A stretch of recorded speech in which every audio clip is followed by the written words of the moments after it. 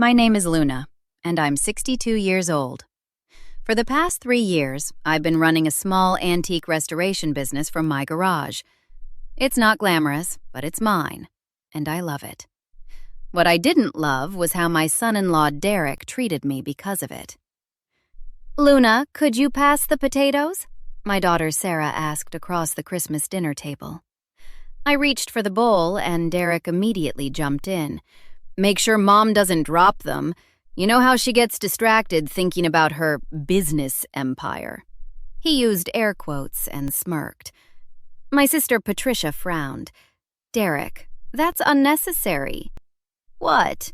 I'm just joking around." Derek leaned back in his chair, swirling his wine. "Luna knows I'm kidding. Right, Luna? Still trying to get rich off old furniture?" The table went silent. My face burned. Sarah touched Derek's arm. "Honey, maybe we should." "Should what? Pretend like your mother's little hobby is going to make her a millionaire?" Derek laughed. "She's been at it for 3 years and probably hasn't made enough to cover her electricity bill." "Actually, I cleared 40,000 last year," I said quietly. Derek's eyes widened mockingly. 40,000? Wow, you're basically Warren Buffett." He looked around the table. "Everyone, bow down to the antique mogul." My son-in-law had been like this since he married Sarah 4 years ago. He worked in commercial real estate and never missed an opportunity to belittle my business. But that night, something in his tone felt different, crueler, more desperate. "Derek, that's enough," Patricia said firmly. "Luna works hard." "I'm sure she does." Derek topped off his wine glass. "I'm just saying, at her age, maybe it's time to accept reality. Some people are meant to build wealth, and some people are meant to refinish coffee tables." I excused myself to the kitchen, fighting back tears. Patricia followed me. "Luna, what's gotten into him?" she asked. "I don't know," I whispered. "He's always been dismissive, but tonight he seems almost angry." What I didn't know then was that Derek had every reason to be angry, because 3 months earlier, I'd made a decision that terrified him. I'd hired an accountant named Robert Chen to help organize my business finances, and Robert had discovered something interesting. 2 weeks after that horrible Christmas dinner, Robert called me. "Luna, we need to meet, today, and bring your daughter." "What's wrong?" I asked. "I've been reviewing the property trust your late husband set up, the one that includes the commercial building on Riverside Drive." "Yes, the one that's been generating rental income. Derek manages it for me." Robert's voice went cold. "Luna, Derek has been stealing from you for 3 years. We're talking about over $200,000. I nearly dropped the phone. "What?" "The rental income from your building goes into an account Derek controls. He's been skimming 80% and only reporting 20% to you. He's also been charging you for maintenance. That never happened. I have all the bank statements." "My God," I breathed. "Does Sarah know?" "I doubt it, but we need to tell her, and we need to call the police." I sat across from Sarah in my living room the next day. Robert had all the documents spread across the coffee table. My daughter's face went pale as he explained. "Your husband has been systematically stealing from your mother," Robert said, pointing to highlighted bank statements. "See these deposits? They're rental payments from the tenants. They go into this account Derek set up. Then look here. He transfers only a fraction to Luna's account and keeps the rest." "That can't be right," Sarah whispered. "Derek wouldn't—" "Sarah, I've verified everything with the bank," Robert interrupted gently. "Your mother should be receiving about $6,000 a month in rental income. Derek's been giving her $1,200 and pocketing $4,800 for 3 years. I took Sarah's hand. Honey, I need you to understand something. This isn't about our marriage or our family. This is theft. Criminal theft. Sarah's eyes filled with tears. But why would he do this? Because he could, Robert said bluntly. Your mother trusted him. He saw an opportunity and took it. What do we do? Sarah asked. We go to the police, I said firmly. But first, I need to gather more evidence. Robert, what else do we need? I've contacted a colleague who specializes in financial fraud. Her name is Detective Lisa Morrison. She's already reviewed the preliminary documents. She wants to meet with you tomorrow. The next day, Detective Morrison sat in my kitchen, her notebook open. She was a sharp woman in her 40s with kind eyes, but a no-nonsense demeanor. Mrs. Luna, I've seen cases like this before, she said. The fact that Derek had legal authority to manage the property actually works in our favor. It means there's a clear paper trail. What should I do? I asked. Continue acting normally. Don't confront him yet. We need to build an airtight case. Can you access any communications where Derek discussed the property income? I nodded. He emails me monthly reports. They're all lies, but I have them. Perfect. Forward those to me. Also, I need you to wear a wire during your next conversation with him. Can you do that? My hands shook. You want me to record my own son-in-law? I want you to get justice, Detective Morrison said. Derek has been financially abusing you for years. This isn't just about money. It's about power and control. Are you willing to fight back? I looked at Sarah, who nodded through her tears. Mom, do it. If he's really been stealing from you, he needs to face consequences. Okay, I said. I'll do it. 3 days later, I invited Derek to lunch under the pretense of discussing the property. The recording device was hidden under my blouse. My heart pounded as he sat down across from me at the restaurant. So, what's this about, Luna? Derek asked casually. Need more money for your little business? I forced a smile. Actually, I wanted to talk about the Riverside property. The tenants mentioned some maintenance issues. Derek waved dismissively. I handle all that. Don't worry about it. But the costs seem high. Last month you said we spent $4,000 on repairs? Yeah, the HVAC system needed work. These old buildings are money pits. He sipped his water. Why are you suddenly so interested? Because it's my property, Derek. I should understand where the money goes. His jaw tightened.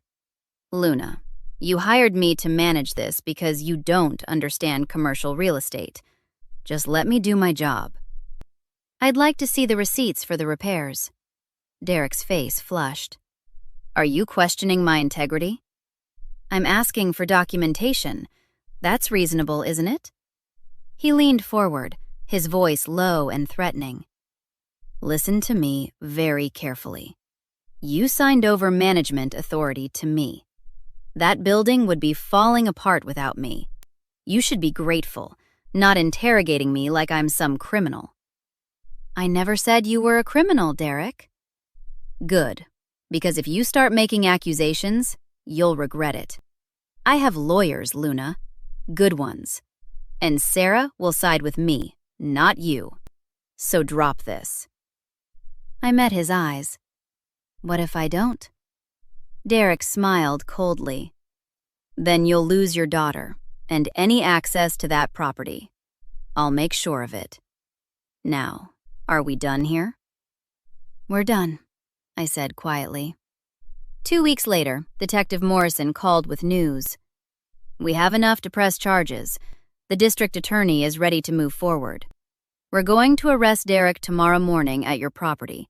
I want you and Sarah there. What will happen? I asked. He'll be charged with embezzlement, fraud, and theft. Given the amount and duration, he's looking at 5 to 10 years if convicted. But Luna, you need to be prepared. This will get ugly. The next morning, Sarah and I stood outside the Riverside property with Detective Morrison and 2 uniformed officers. Derek's car pulled up at exactly 9 o'clock. "What's going on?" Derek demanded, seeing the police. Detective Morrison stepped forward. "Derek Harrison, you're under arrest for embezzlement, fraud, and grand theft. You have the right to remain silent." "This is insane," Derek shouted. "Luna, what did you do?" I stood my ground. "I hired an accountant. He found everything, Derek. Every stolen dollar, every fake maintenance charge, every lie." Derek's face went white. "You're making a mistake. I can explain." "Explain to your lawyer," Detective Morrison said, handcuffing him. "And to the judge." "Sarah," Derek called out desperately. "Tell them this is crazy. Your mother's confused. She doesn't understand business." Sarah stood beside me, tears streaming down her face. "I saw the bank statements, Derek. Robert showed me everything. You SFOs from my mother, from our family." "It wasn't stealing. I was investing it. I was going to give it all back."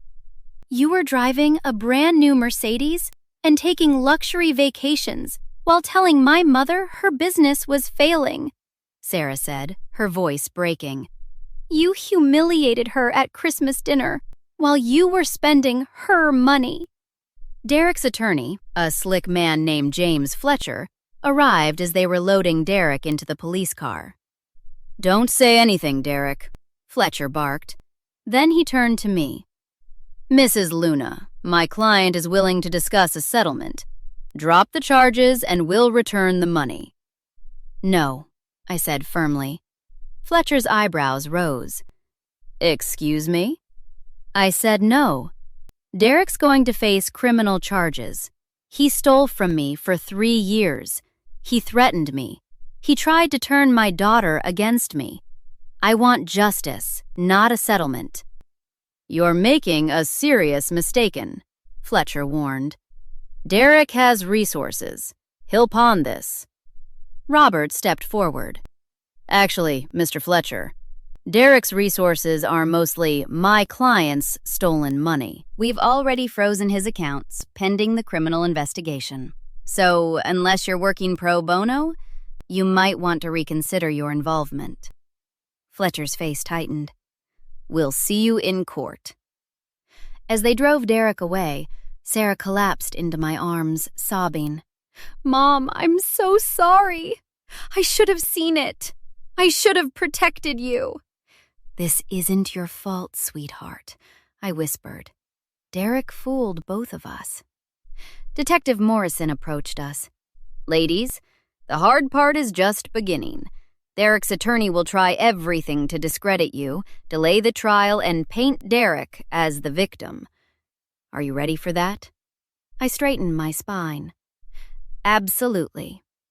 The trial took 8 months. The day of the verdict, Sarah and I sat in the courtroom with Patricia and Robert. The jury forewoman stood. "In the case of the state versus Derek Harrison, on all charges of embezzlement, grand theft, and fraud, we find the defendant guilty." Judge Williams looked at Derek sternly.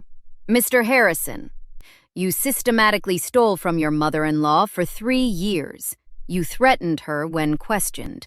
You showed no remorse until caught. Please rise for sentencing." Derek stood shakily. "I hereby sentence you to 7 years in state prison, with eligibility for parole after 5. You will pay full restitution of $214,000, plus interest and legal fees. You are ordered to have no contact with the victim or her family." In the courthouse hallway afterward, Detective Morrison shook my hand. "You did it, Luna. You stood up to him and won." "I couldn't have done it without all of you," I said. Sarah hugged me. "Mom, I filed for divorce yesterday. My lawyers said with Derek's conviction it should be straightforward."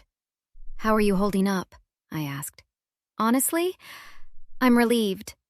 I've been talking to a therapist, and she helped me see how Derek was manipulating me, too. He isolated me from you, made me doubt myself. I'm angry I didn't see it sooner. Robert approached with a folder. Luna, good news. The court ordered Derek's assets seized. We've recovered $190,000. The remaining $24,000 will come from his prison wages.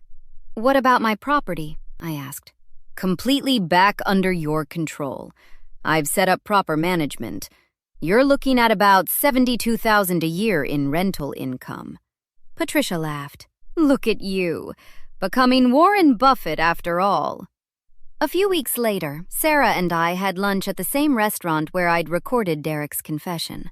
Mom, Derek's attorney tried to contact me last week, Sarah said. He wanted me to write a letter supporting early parole. What did you say? I told him to go to hell. Then I wrote my own letter to the parole board, explaining how Derek manipulated and abused you. He won't get early parole if I have anything to say about it. I'm proud of you, I said.